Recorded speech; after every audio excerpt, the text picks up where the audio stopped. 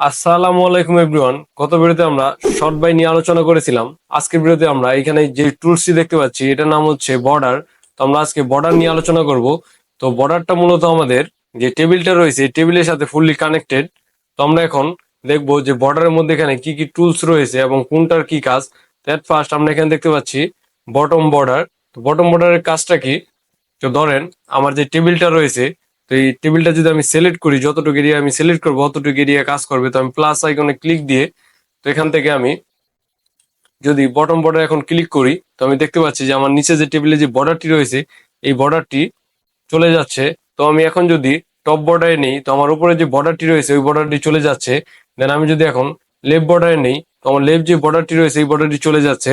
দেন আমি যদি এখন রাইট বর্ডারে নিই, তো আমার এখানে যে রাইট বর্ডারটি রয়েছে এই রাইট বর্ডারটি চলে যাচ্ছে। এখন আমি তার নিচে দেখতে পাচ্ছি নো বর্ডার। তো আমি এখন যদি নো বর্ডারে ক্লিক করি, তো আমার টেবিলটি ঠিকই রয়েছে, বাট আমার যে টেবিলের যে বর্ডারটি রয়েছে এই বর্ডারটি চলে গেছে। দেন এখন যদি আমি অল বর্ডারে যাই, তো অল বর্ডারে যাওয়ার পর যদি আমি অল বর্ডারে ক্লিক করি, তো আমি দেখতে পাবো যে আমার বর্ডারগুলো আবারও ফিরে এসেছে। তো এখানে আমি অল বর্ডার ক্লিক করছি, তো দেখতে পেলাম আমাদের বর্ডার গুলো আবার ফিরে এসেছে। দেন আমরা এখানে তারপর দেখতে পাচ্ছি আউটসাইড বর্ডার। তো আমাদের যে আউটসাইড বর্ডার গুলো রয়েছে বর্ডার গুলো চলে গেল। দেন আমরা যদি এখন ইনসাইড বর্ডার ক্লিক করি, তো আমার ইনসাইড বর্ডারের মধ্যে যে কটা বর্ডার রয়েছে, যেখানে যে ইনসাইড বর্ডারের মধ্যে যে কটা বর্ডার রয়েছে এই কটা বর্ডার চলে যাবে। তো আমি দেখতে পাচ্ছি আমার যে টেবিলের মধ্যে যে বর্ডার গুলো ছিল এই বর্ডার গুলো চলে যাচ্ছে। দেন এরপর আমি দেখতে পাচ্ছি এখানে ইনসার্ট হরিজন্টালি বর্ডার। তো আমি যদি ইনসার্ট হরিজন্টালি বর্ডারে ক্লিক করি, তো আমাদের যেই পেজের মাঝখান বরাবর যেই হরিজন্টালি আকার যে বর্ডারটি ছিল এই বর্ডারটি চলে গেছে। দেন এরপর আমরা এখানে দেখতে পাচ্ছি ইনসার্ট ভার্টিক্যালি বর্ডার।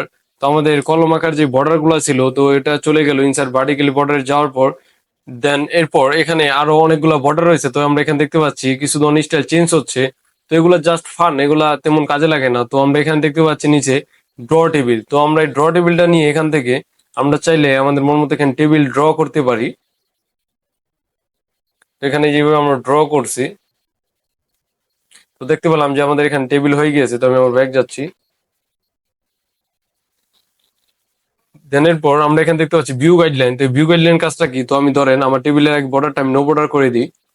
তো এখন এখানে যে আমাদের একটি গাইডলাইন দেখাচ্ছে, এই গাইডলাইনটি যদি আমরা অফ করতে চাই, তো এখানে আমরা টেবিলটা সিলেক্ট করার পর দেন আমরা এখানে যাব বর্ডার। দেন নিচে আমরা দেখতে পাচ্ছি ভিউ গাইডলাইন। এটা যদি আমি অফ করে দিই, তো আমরা দেখতে পাচ্ছি যে আমাদের যে টেবিলের যে গাইডটা ছিল ওই গাইডটা চলে গিয়েছে।